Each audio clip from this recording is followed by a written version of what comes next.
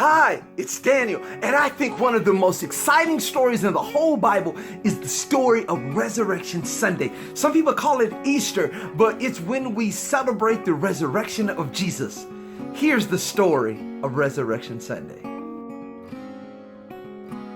Very early in the morning, the soldiers brought Jesus to Pilate, the governor at the time. Pilate asked Jesus, "Are you the king of the Jews?" Jesus replied, "Yes, I am." This upset the chief priests because they were jealous of him and the Jewish friends he had made. The soldiers led Jesus into the palace and made him put on an old royal robe, and they twisted together a crown of thorns to put on his head. Then they made fun of him. They didn't understand that he was a king. That's why they made fun of him. Next, the soldiers led Jesus toward a hill called Golgotha. They made him carry the cross on his back, but because Jesus couldn't carry it the whole way, he fell down. The soldiers had whipped his back, and it hurt so much that Jesus couldn't handle the weight of the cross on his shoulders. When they reached the top of the hill, they nailed Jesus to the cross. There were 3 crosses. Jesus was in the middle. There was a criminal on his right and on his left. Pilate made a sign to be put on the cross. It read what he was being punished for: Jesus of Nazareth, King of the Jews. The soldiers watched Jesus and made fun of him. They even divided up his clothes to be even more mean. Some people walked by and shouted, "You saved others. Why can't you save yourself?" Jesus could have saved himself, but he chose not to. He wanted to save us instead. Jesus ignored the people, but he did see his mother.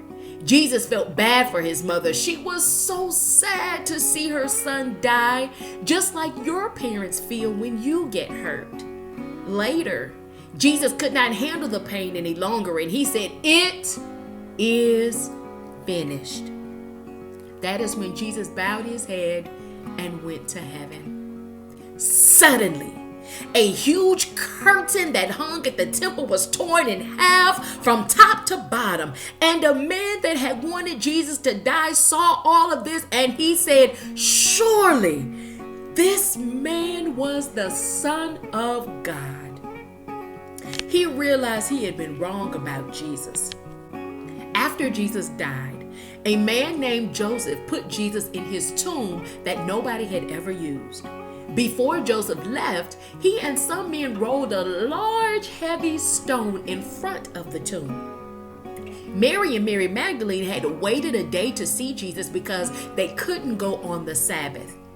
As they were just about at the tomb, the earth suddenly shook and an angel came down from heaven. He easily rolled away the stone at the entrance of the tomb and sat on top of it.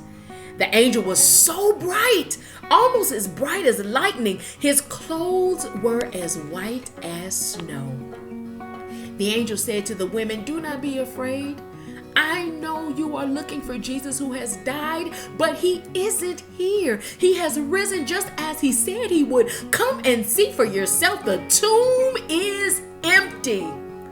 They looked in the tomb, and the cloths Jesus had been wrapped in were lying on the ground. The tomb was empty. Then the angel spoke again, "If you want to find Jesus, he's on his way to Galilee." The disciples came to Galilee, having heard by this time that Jesus was alive. They were sitting around talking about it when Jesus walked into the room and said to them, "Peace be with you." Jesus said to them, "Why do you look at me like you've just seen a ghost? Why don't you believe what you are seeing? Look at the scars in my hands and feet. It is really me. Touch me and see. I am not a ghost, but a real person." The disciples' mouths were open in amazement because they still didn't know what to think. They were so full of joy, and yet it was so impossible. It seems like a really sad story, but it's one of the greatest stories of all. Jesus died knowing that you would do things wrong. That is what sin is. Things that you're not supposed to. Not obeying your parents, saying something mean to your sister or your brother, or not telling the truth. Jesus knew what you would do when he died so many years ago. Jesus died for everybody's sins. So now when we ask God to forgive us and we are truly sorry for what we've done, he will act like it never happened. So next time you do something you're not supposed to, remember to say sorry to Jesus and remember what he did for you. Wow, isn't that an amazing story? A story so full of love. This is the only thing I want you to remember. This is the only thing I want you to remember. As long as you have Jesus, you always have help. Jesus came to help us. He came to get us in a right relationship with God. He wants to help us every day of our lives. Matter of fact, it's so simple. That's our cheer. As long as I have Jesus, you're going to say, I always have help. You got it? I'm going to say, as long as I have Jesus, you're going to say, I always have help. So, you ready? Let's do it.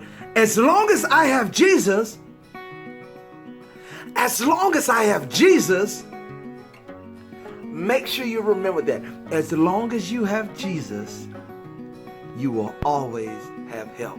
See you next time. Take care. Bye.